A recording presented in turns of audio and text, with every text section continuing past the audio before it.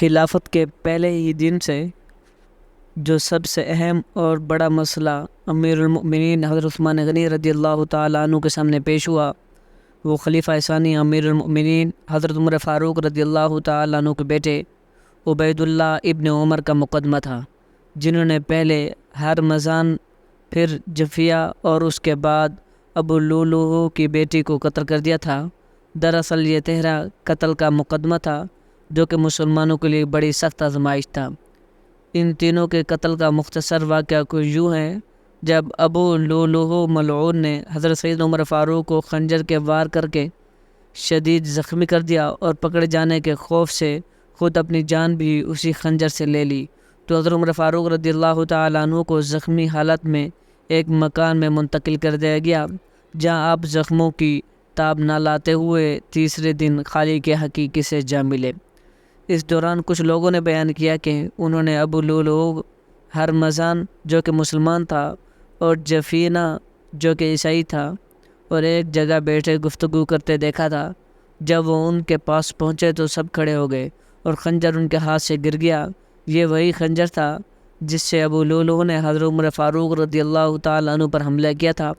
یہ بات جب عبید اللہ ابن عمر بن خطاب نے سنی تو اپنے والد حضرت عمر فاروق رضی اللہ تعالیٰ عنہ کے انتقال کے بعد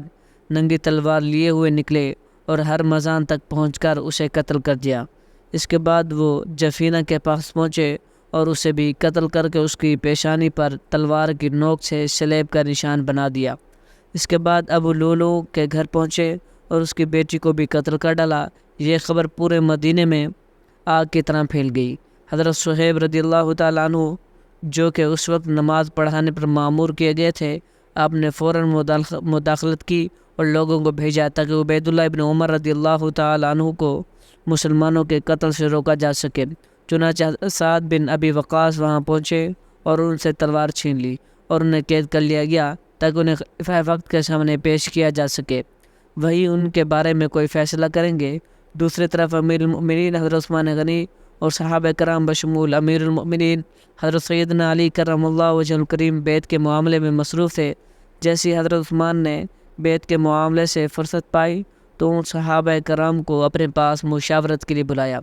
جو عبید اللہ ابن عمر کے اس عمل پر بات کرنے آئے تھے۔ در حقیقت مشاورت اس بات کے لیے تھی، عبید اللہ ابن عمر نے خود ہی انتقام لیا، وہ بھی بلا دلیل۔ انہوں نے ناحق ایک مسلمان اور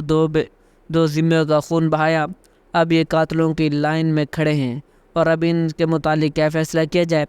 دوستو، یہاں جائز صحابہ کرام دو حصوں میں تقسیم ہو گئے تھے اور دونوں طبقوں نے امیر المؤمنین کے سامنے اپنی اپنی رائے رکھ دی تھی۔ فقہاء اور اہل بصیرت نے کہ جن میں امیر المؤمنین حضرت علی کرم اللہ وجہ الکریم بھی شامل تھے، حضرت عمر فاروق رضی اللہ تعالیٰ عنہ کے بیٹے سے قصاص لینے کا خیال ظاہر کیا، اس لیے کہ انہوں نے کھلے طور پر اللہ کے ٹھہرائے ہوئے حدود سے تجاوز کیا تھا۔ دوسری جماعت جس میں صحابہ کرام کی ایک کثیر تعداد شامل تھی، انہوں نے یہ رائے دی کہ کل عمر کو شہید کیا گیا تھا تو آج کیا ان کے بیٹے کو قصاص میں مار دیا جائے؟ یہاں حضرت عمر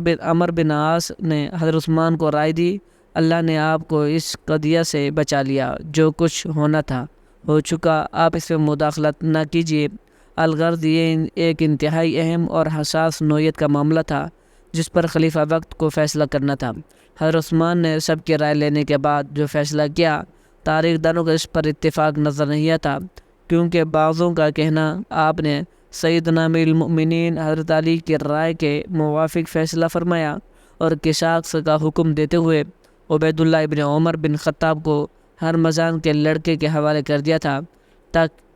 وہ ان سے اپنے باپ کا خون کا بدلہ لے لیں۔ لیکن اس کے برعکس کثیر مورخین کا کہنا ہے حضرت عثمان نے یہ فیصلہ کیا تھا، یعنی آپ نے حکم فرمایا، میں ہرمزان اور دوسرے مقتولین کا ولی ہوں اور میں قاتل یعنی عبید اللہ ابن عمر کو معاف کرتا ہوں اور بیت المال میں رکھے ہوئے اپنے مال سے خون بہا ادا کرتا ہوں۔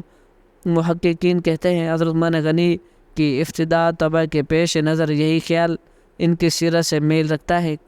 کیونکہ وہ نہیں چاہتے تھے ان کی خلافت کا آغاز ایک قریشی نوجوان یعنی خلیفہ ثانی حضرت عمر فاروق کے بیٹے کے خون سے ہو، لیکن دوسری طرف وہ ایک مسلمان اور دو ذمے کے خون سے بھی چشم پوشی نہیں کر سکتے تھے، اس لیے انہوں نے ایک طرف تو عبید اللہ ابن عمر کو قتل ہونے سے بچا لیا۔ دوسری طرف اپنے مال سے مقتولین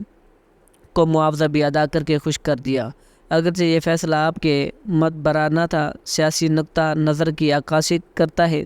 کیونکہ آپ کے اس فیصلے کی وجہ سے نہ صرف خاندان فاروق اعظم بلکہ قبیلہ فاروق اعظم بنو عدی کی دلی تسلی ہوئی، بلکہ وہ خلیفہ وقت کے ساتھ بھی جڑے رہے۔ مگر مسلمانوں کی ایک جماعت حضرت عثمان کے اس فیصلے سے ناخوش تھی، اور اسی جماعت میں حضرت سیدنا امیر المؤمنین حضرت علی رضی اللہ تعالیٰ عنہ بھی تھے۔ یہ بھی کہا جاتا ہے اگر حضرت علی